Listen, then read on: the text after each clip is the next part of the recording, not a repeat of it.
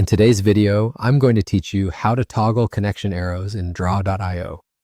If you've ever wanted a cleaner diagram for presenting, exporting, or just focusing on the layout without arrowheads everywhere, this quick tip will save you time.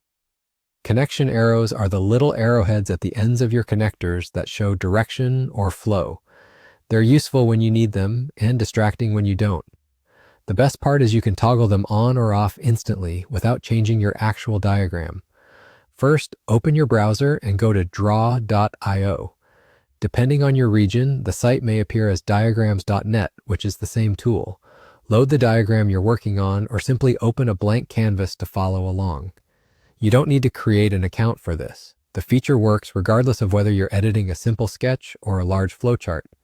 With your canvas active, press Alt plus Shift plus A on your keyboard. On some keyboards, especially on macOS, the Alt key is labeled Option, so it's Option plus Shift plus A.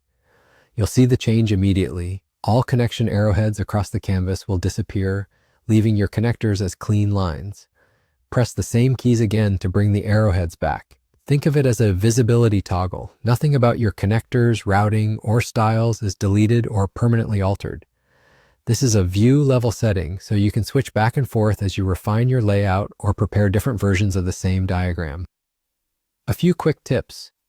If the shortcut doesn't seem to work, click once on the canvas to make sure it has focus and you're not typing in a text box or editing a shape.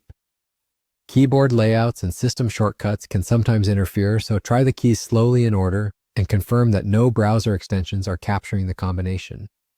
If needed, you can also find the same toggle in the application menus under the View options.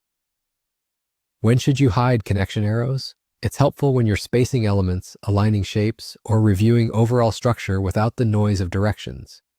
It's also great before exporting a minimalist version of your diagram for documentation or slide decks.